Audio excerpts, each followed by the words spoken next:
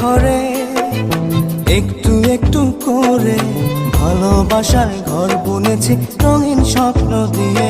আমার মনের ঘরে